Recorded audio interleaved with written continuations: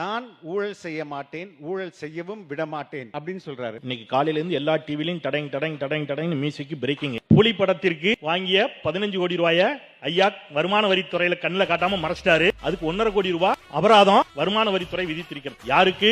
அவன் ஊழலே செய்ய மாட்டான். யாரு? நான் தான் அப்படின்னு ஒருத்தர் சொன்னார்ல, அந்த அவன் நான் தான் சொன்னார்ல விஜய். களத்துக்கு வந்த போராட்டங்களை லிஸ்ட் பண்ண முடியுமா அப்படின்னு ஷானவாஸ் கேட்டார். சார் எத்தனை போராட்டங்கள் பரந்தூர்ல ஆரம்பிச்சு கடைசியா எஸ்ஐஆர் போராட்டங்கள். நாங்க போராடவே இல்லையா? பரந்தூர்ல ஆரம்பிச்சு எஸ்ஐஆர் வரைக்கும். பரந்தூர் எஸ்ஐஆர் 2 தான். இடையில ஒரு 200 போராட்டம் இருக்கிற மாதிரி பரந்தூர்ல ஆரம்பிச்சு எஸ்ஐஆர். இன்னும் நாளை சொல்லுங்க. லேப்டாப் இப்ப எதுக்கு சார் கொடுக்குறீங்க? +2 மாணவர்களுக்கு கொடுத்துருக்கணும், இல்லைன்னா ஃபர்ஸ்ட் இயர் மாணவர்களுக்கு கொடுத்துருவோம். யாருக்கு ஓட்டு உரிமை இருக்கோ அவன் ஒரு 2 மாசத்துல முடிக்க போறான் சார் காலேஜ். அவனை கொண்டு போய் கொடுக்குறீங்க. லேப்டாப் இப்ப ஏன் கொடுக்குறாங்க? காலை உணவு திட்டம் பள்ளிக்கூட பிள்ளைகளுக்கு கொடுக்குறாங்க. ஓட்டுக்கா? தமிழ்நாட்டுல பிச்சைக்காரர்கள் நலவாரியம் மறுவாழ்வு மையங்களை உருவாக்கியவர் கலைஞர். ஓட்டு இருக்கா உங்களுக்கு? எல்லாத்தையும் ஓட்டுக்காக தான் செஞ்சாங்கன்னா எதை? அப்ப எதையும் கொண்டே வரப்படாதா? எந்த திட்டம் கொண்டு வந்தாலும் சரி, ஓட்டுக்காகவாது ஒரு திட்டம் கொண்டு வந்திருக்காங்கன்னு வச்சுப்போம். நீங்க ஓட்டுக்காகவாது பாஜகவை கண்டீங்களா? மாட்டீங்க. ரைட்.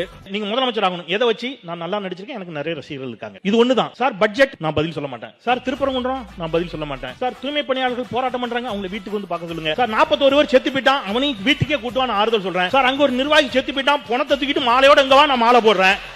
ஆனா என்னைய முதலமைச்சர் ஆக்கிரு.